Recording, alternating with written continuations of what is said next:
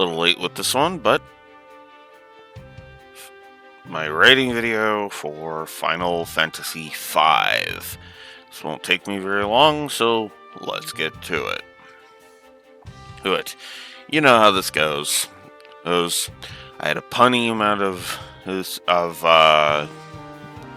sessions at 5. We used some cheats for expediency, and to get everything. And while we didn't beat every optional boss, we did, give the optional bosses, some attempts. So, alright, so let's start with the story, which, believe it or not, did score decently high. Plus 58 is no slouch when it comes to the story. Alright, that's really good. That is actually really good. So, yay! Hey, which is funny because this story actually only had one nit in it, period, which is very impressive. But we'll get to the nit after we get to the 59 positives. So, brickwork, of course. Good use of brickwork.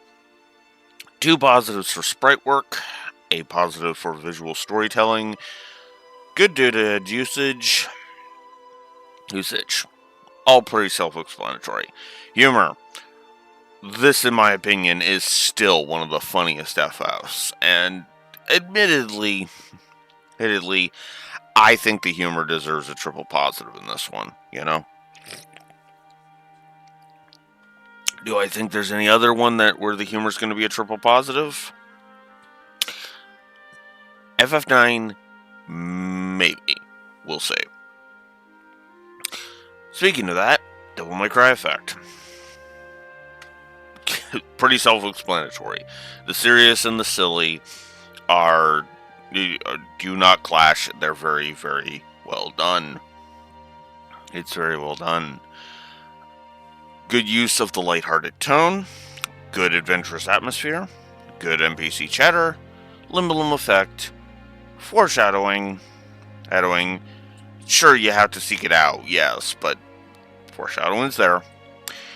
Good gameplay story integration, good music direction, good pacing throughout. 17 positives worth of just the presentation. Not bad.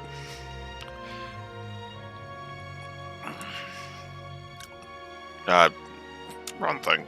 Wrong thing to grab. Now let's get into the characters. Bart's.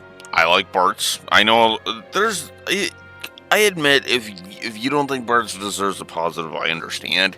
He is pretty basic in terms of protags, so I'm okay with it. Lena, Galuf, and Ferris all got 2 positives each.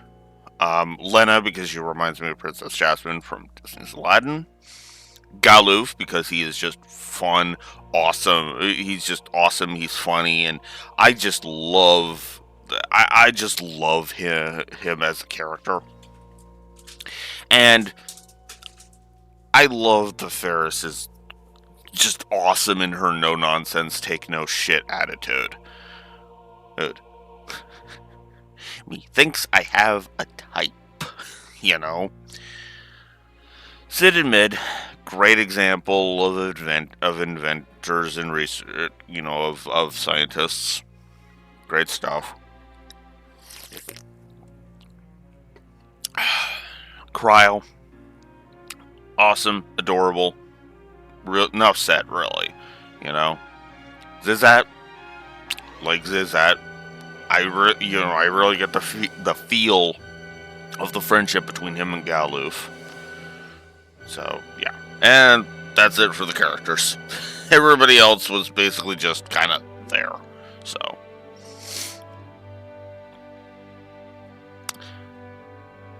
then there's the intro. No matter where you chop it, Yep, it eases you into the adventure and sets the tone very quickly and very efficiently, whether you end it at the Wind Shrine or the end of World 1. It's up to you where you want to chop it, but regardless... Actually, no, I don't chop it at the Wind Shrine. I chop it after the ship graveyard. That's where I chop it. Now that I'm thinking about it. But regardless, with my phone trying to distract me, by telling me that lore is live, reviewing Tinykin, whatever the hell that is.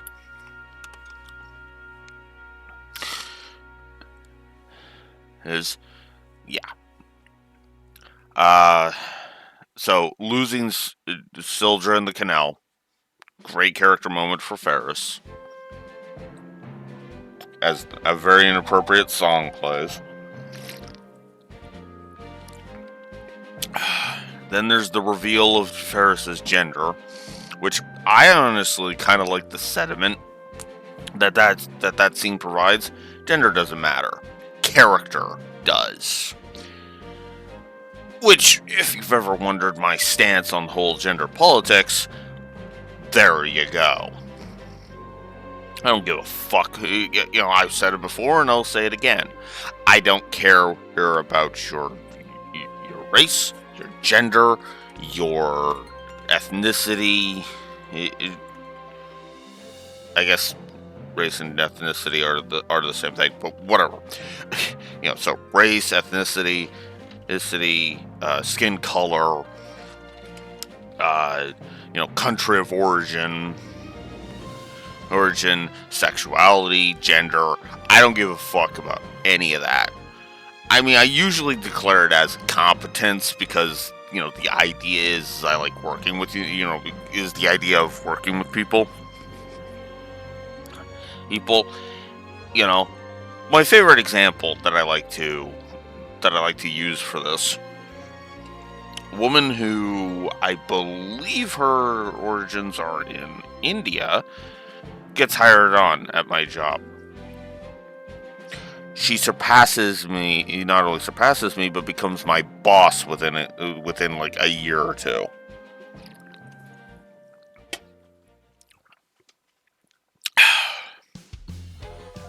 And not only did that make perfect sense,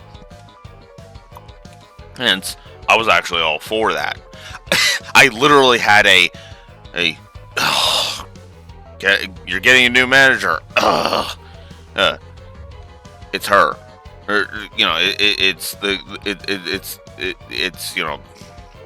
We'll say HS.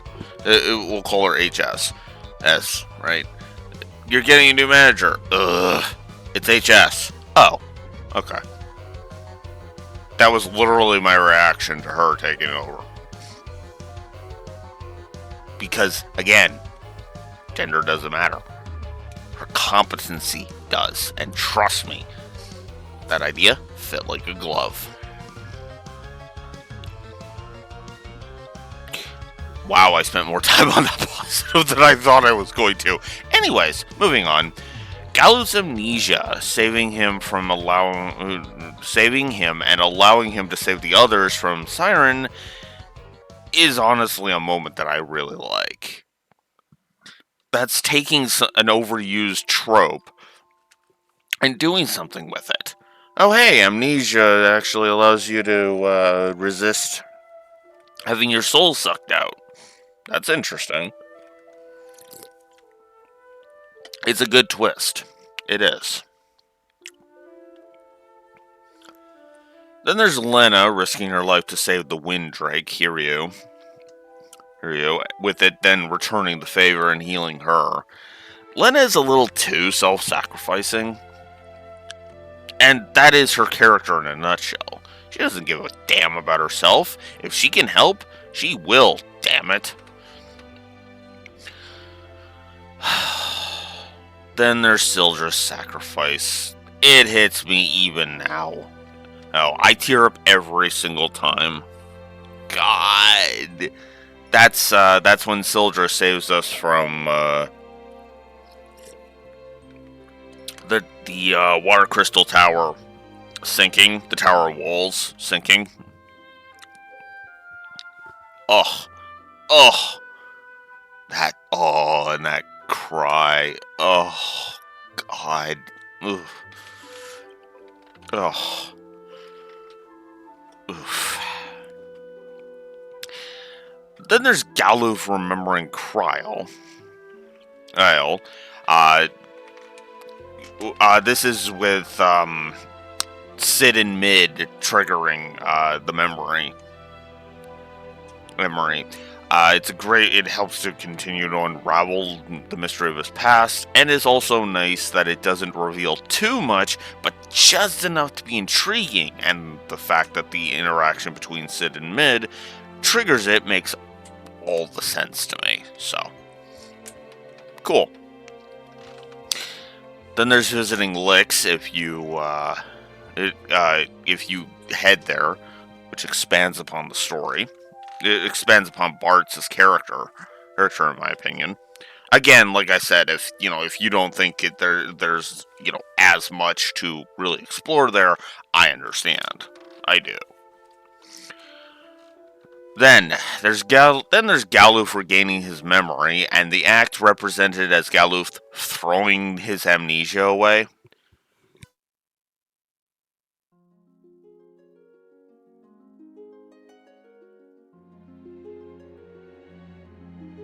God damn it. the fact that it's represented by him throwing his amnesia away is a good way to visually demonstrate the abandonment of that plot element.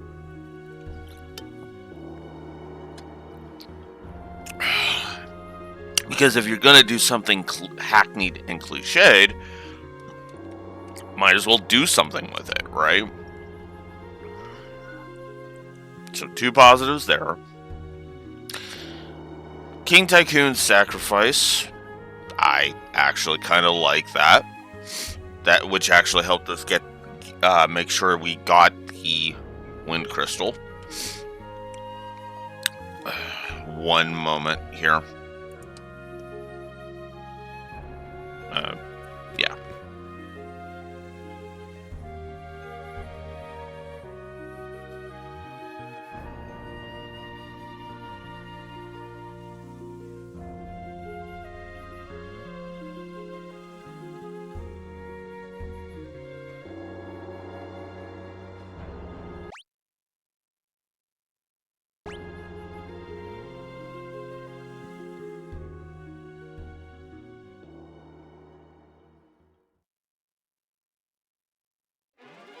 Sorry about that on 2 fronts. My nose was really bugging me. Oh, as is my chair. Ugh. Anyways, where was I? Right. Like that I liked King Tycoon's sacrifice, and that it allowed us to get the jobs from the Earth Crystal. I think it was a well-handled scene and works as his death.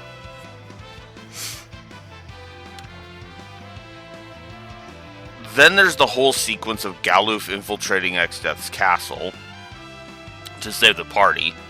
It's a great moment for him, and I really like the localization of that moment. Hell's bells!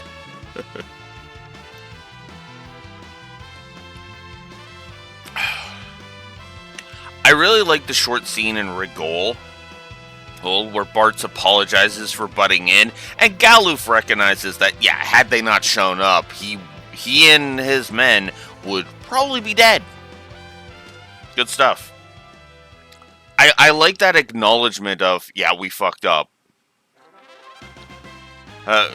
Yeah, we fucked up, but then another character recognizing, well, yeah, you screwed up, but there's some good that came with it, you know?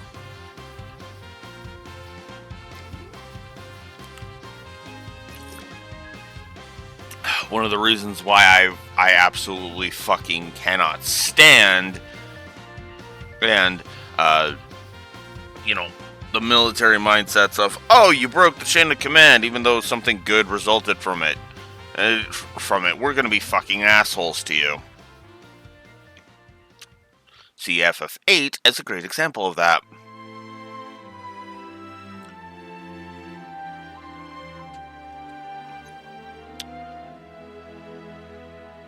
The truth about Bart's dad, Dorgan being a Dawn Warrior, I think honestly, it's one of my favorite backstory segments because, yeah, your dad was like a famous warrior, but that doesn't change who you are. That just tells you where your adventurous spirit came from, you know?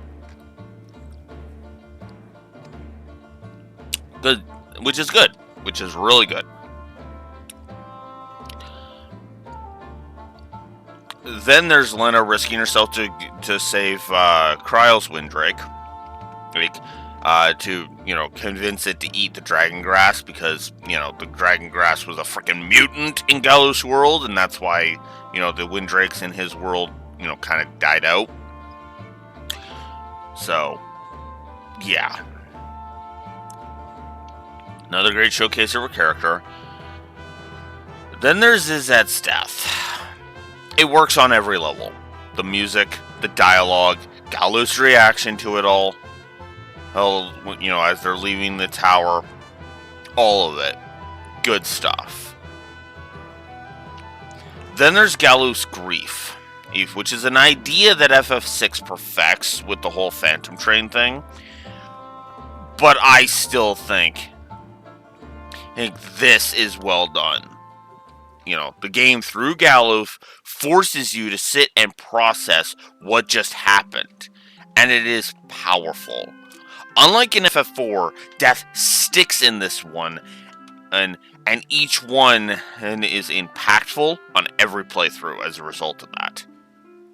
Because the deaths are permanent.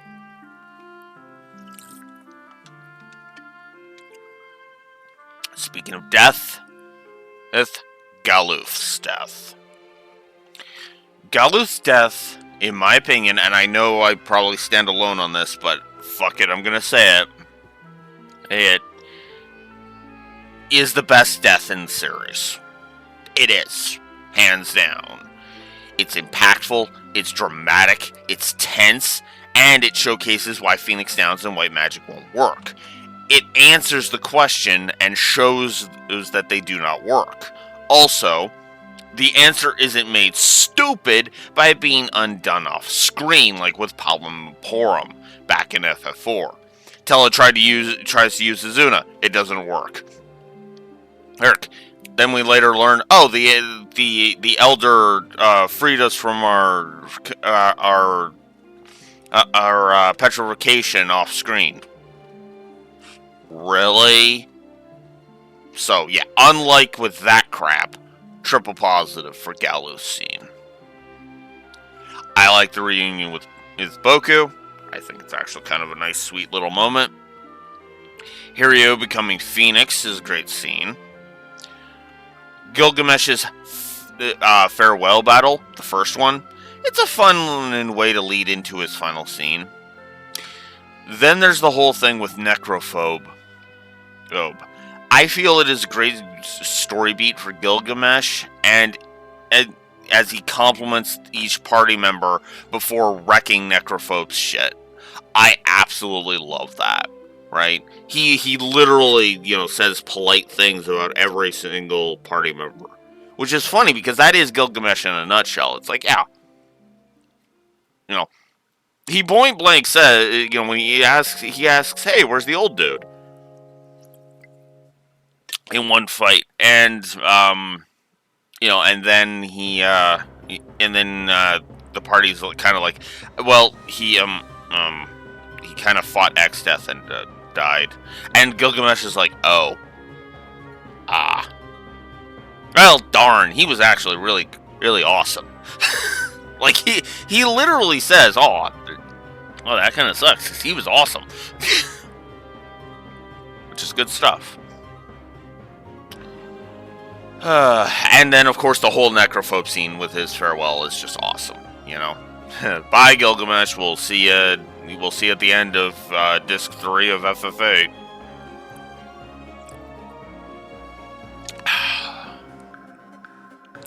The ending, and then the ending was wonderfully wholesome and gives a great feeling of triumph. So, 2 positives there. And I like the outro on the story. From a story perspective, it wraps things up very nicely. 59 positives to a story. We only have 1 story negative to talk about, which is hilarious to me. So let's get into it. So if X-Death can just sink Guido's island, then why does he not do that to, say, Ball? This is what I like to call Borg syndrome. The villain has power that makes them too damn powerful because we need the situation to be serious, but the writers kind of fail to think it through.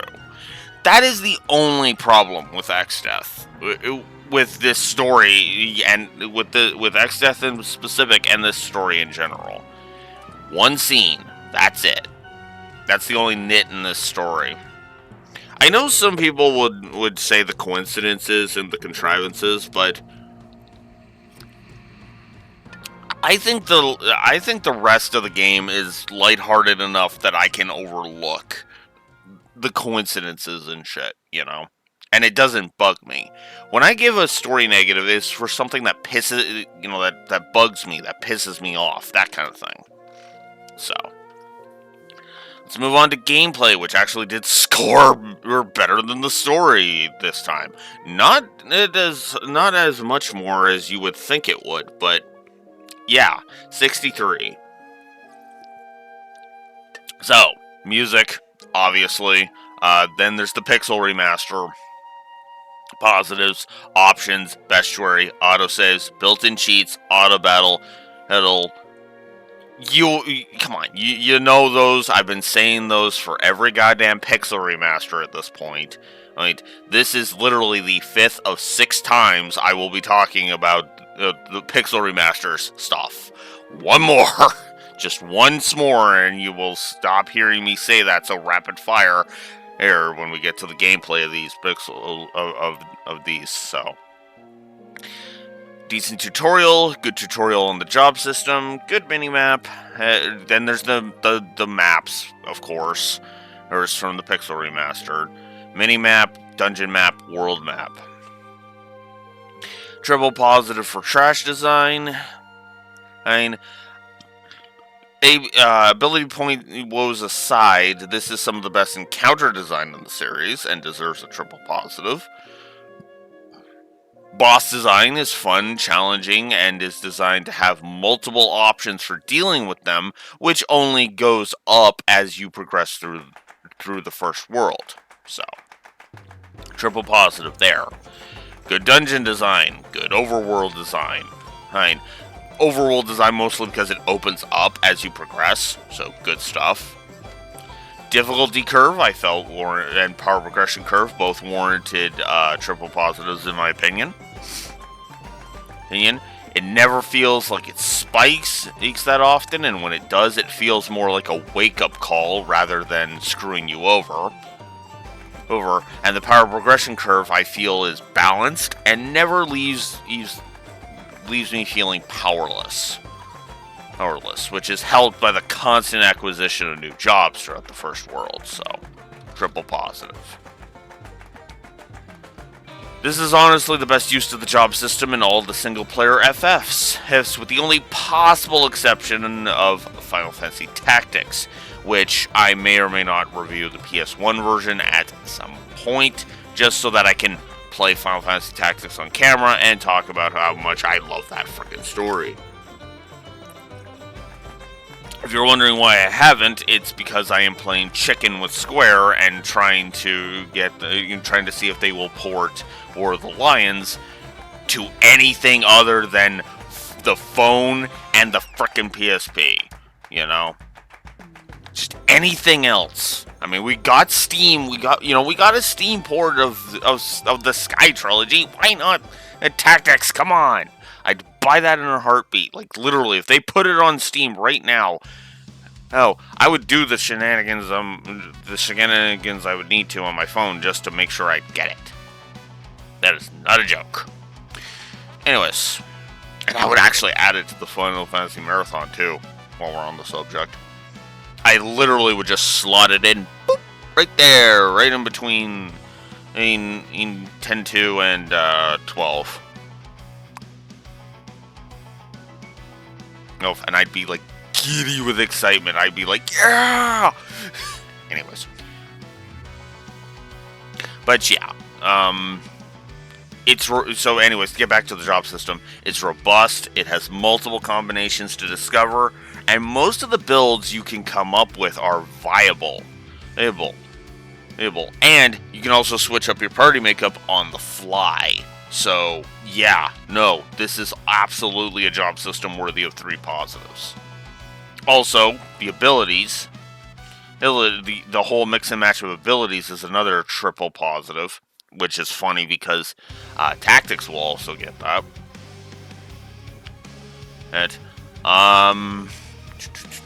So then I gave some of the classes positives.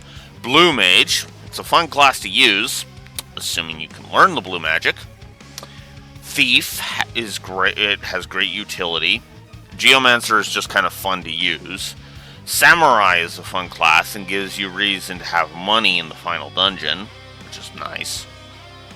Mime, nice, fun, unique class, and worth going through that whole underwater section. Quality of life, HUD, good stuff. The core combat is a triple positive. 2 positives for the combat animations. I love the summon animations in this one. Triple positive. They are... excuse me a moment.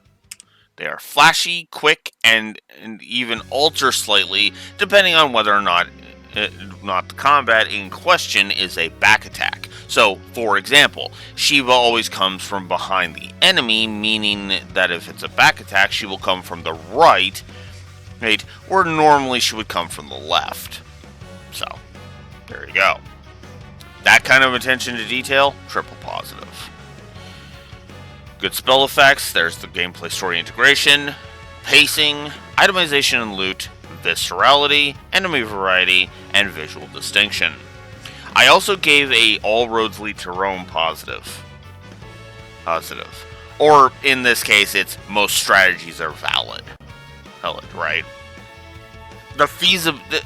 Honestly, this is usually, the idea here is usually party feasibility, you know? Expect me to say that in Final Fantasy VI as well.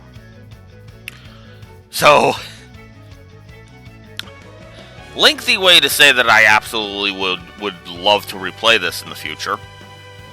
Do I even need to... So I'll just read out my thing here. Do I even need to say whether I'd replay this game again? Especially with the job system offering so many job combos and ability combos to make it fun to constantly replay. 4Job Fiesta says hi. All of this is a way to say that the replayability of this game is worth a full 3 positives. The intro, which has several terminus points, means it can be chopped at, is great at introducing you to the mechanics, and even has optional tutorials that are skippable.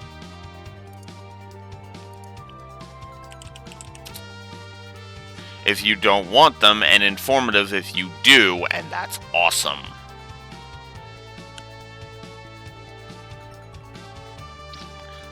And combine that with the good dungeon design and boss design, and you have a really good intro, in my opinion. So, on the gameplay axis, I gave this intro a triple positive. I like the ship graveyard as a warm-up dungeon. Siren was a good boss fight with a good gimmick. Garula is a good example of a difficulty spike done well, in my opinion, because Garula is a difficulty spike. Let's be honest, but he's not a difficulty spike from hell. He's a wake-up call, which is good.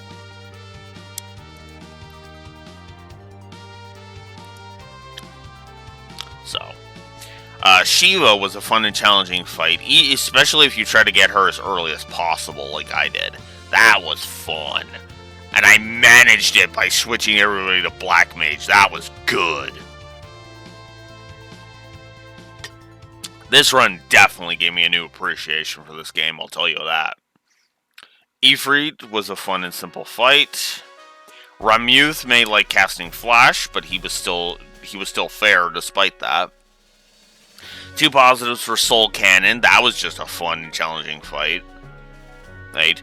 And, you know, like I said, it also fights fair, even with its massive AoE. Which is really awesome, you know. So the Ronka Ruins are a good dungeon. Encounters are fun, even if the encounter rate is kind of through the roof in there. Archivius, he's kind of fun, and he keeps you on your toes. He went on a little long, but otherwise, yeah, he was fine. He was fun. I love infiltrating Exdeath's castle as Galuf. It's kind of awesome and challenging at the same time. The whole big bridge sequence, it honestly just gets more fun every single time I go through it. And honestly, with this remix of Battle on the Big Bridge,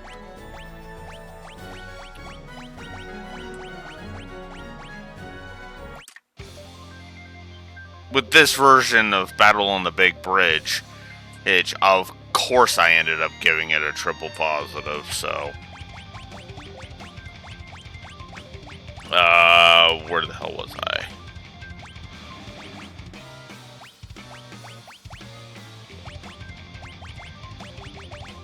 I want to say I was...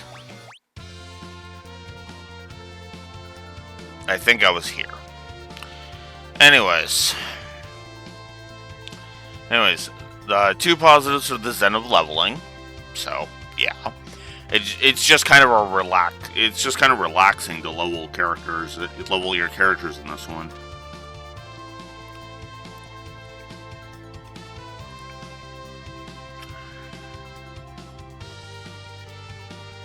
Saving Golem. Love the simple and unique fight. I like the fight against Gilgamesh in Kindu. That's kind of fun. Atomos. It was fun and unique fight. Galuf's last stand against Exdeath. Triple positive. Great showcase of Galuf's resolve, and arguably the first time Exdeath suffers any kind of real defeat. So, yeah. Then there's the fight against Exdeath in his castle. Challenging, but fair and fun. God, I loved the fact that I literally had to get to the victory screen and then bolt. That was fun. I like the brief section of the game where you are missing Lena and Eris, and then just Lena. It feels like the game is designed around that fact, so that's good.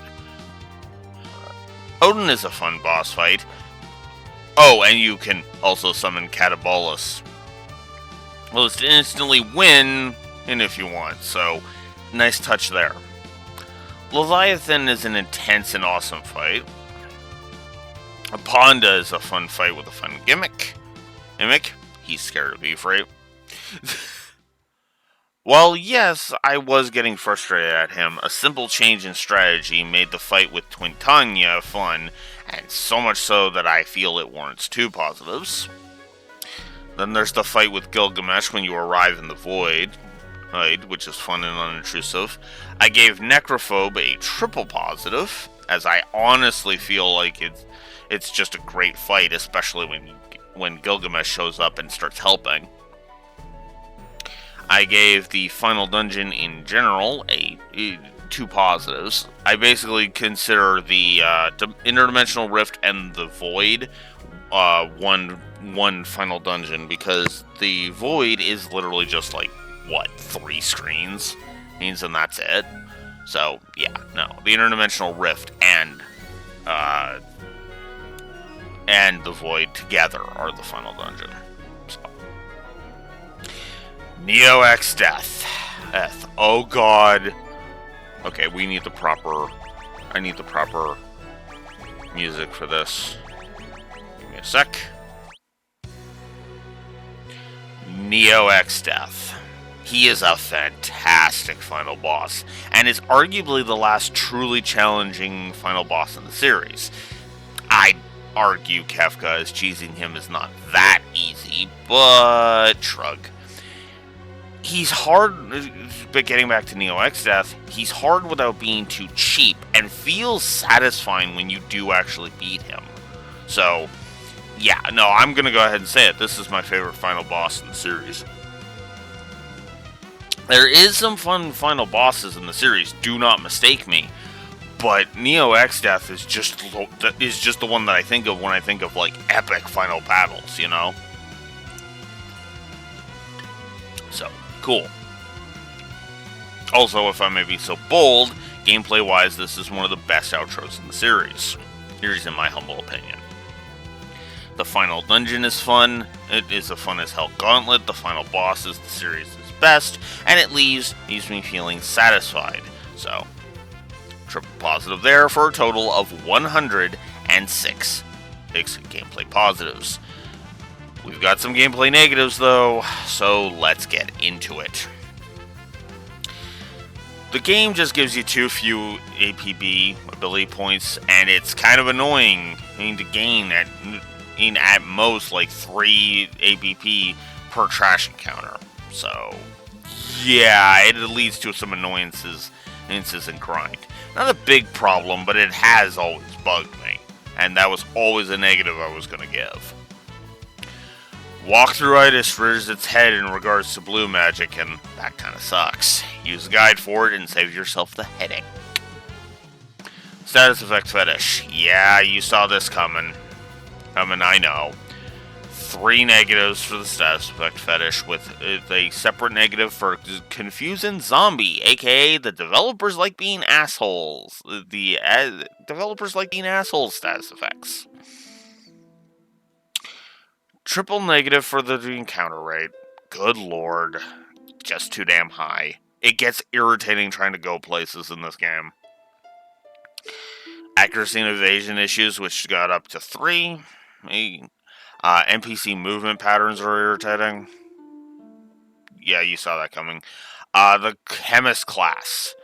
Without a guide, it's a waste of resources. I'm just gonna go ahead and say it. It's the second walkthrough-itis class. Let's just call it what it is.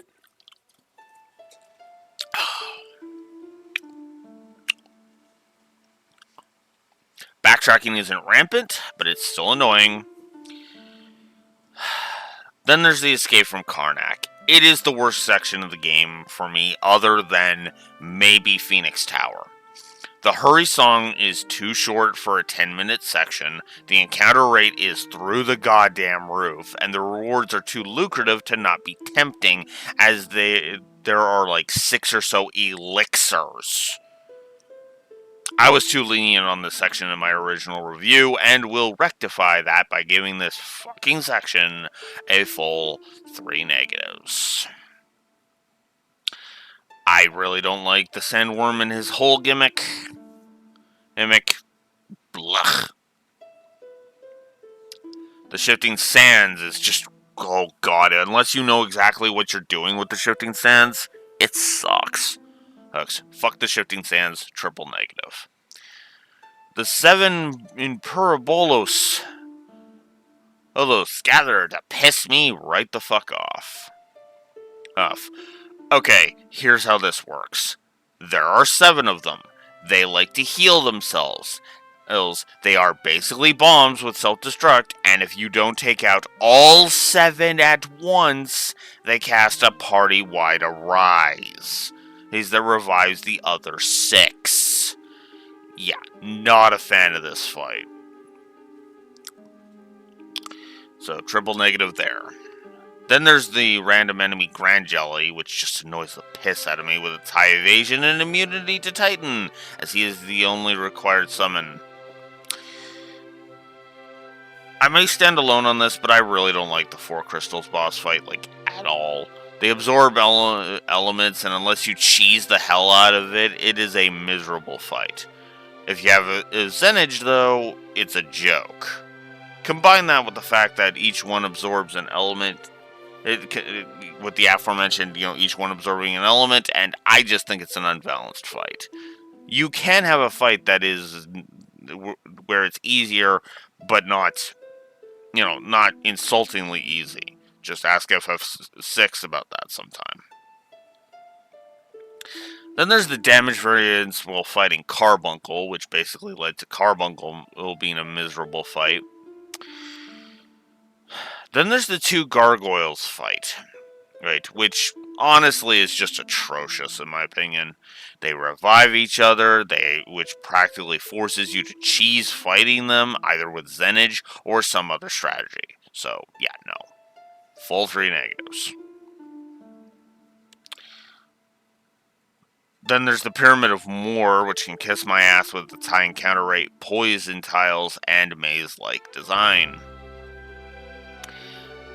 Meluzine, he is another fucking irritating boss, as there is zero way to tell what she is weak to at any given moment without wasting resources. 2 negatives there.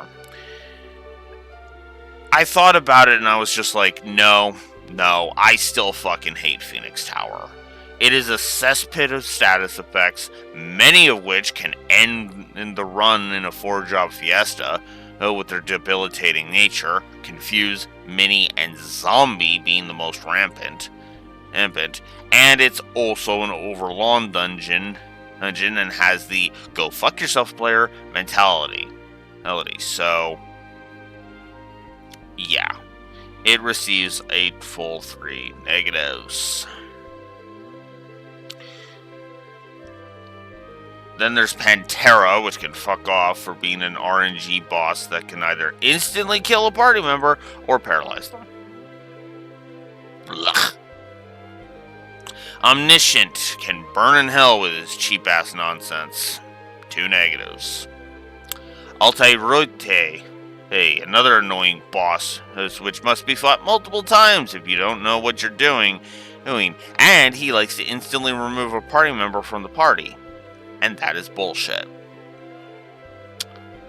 Azul Magia, aka Status Effect Fetish, the boss. And no, I don't care that most of them is blue magic. Fuck this boss, it gets 2 negatives. And that was it. 43 negatives.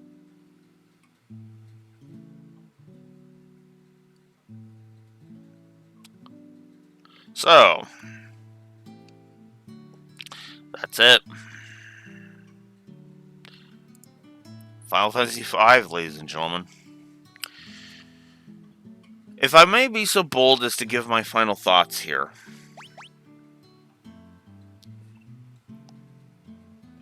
We'll go with this one.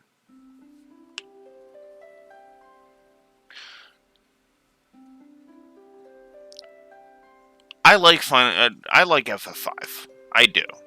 I think FF5 is definitely one of those games where,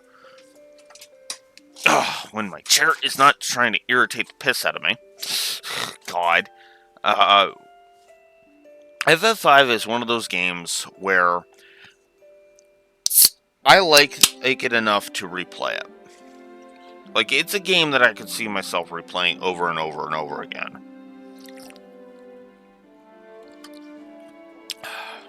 It's always been one of those games where I liken it onto something like Legend of Dragoon, where it's just fun to sit down and play it, And if I may be so bold, I can see why so many people kind of gravitated towards this, right? It works on every level. And yeah, absolutely, I would replay this in the future. I may or may not do a 4-job fiesta at some point. Will I succeed at it? That's a roll of the dice if I've ever heard one. But hey, if I get a samurai, this game's toast. A summoner and a samurai, and I'm done. And the game is beaten. Even if the other two are both berserkers, you know. But regardless, I will say this much. Final Fantasy V is a game I will always enjoy, as I honestly have grown to appreciate it over the years, and honestly, this is some of the best gameplay in the series. Not the best gameplay in the series, which I know sounds really weird, but again, those 43 negatives speak for themselves, you know? I just feel like there isn't, I feel like, well, yes, a lot does offset the stupidity of the game. I still feel like there's just better FFs gameplay wise. Like the next game on our list, Final Fantasy VI. But we'll talk about that next time. Because next time, well, Final Fantasy VI. And obviously, I will go ahead and I will, which is kind of honestly the point. But regardless, I hope you have enjoyed my thoughts.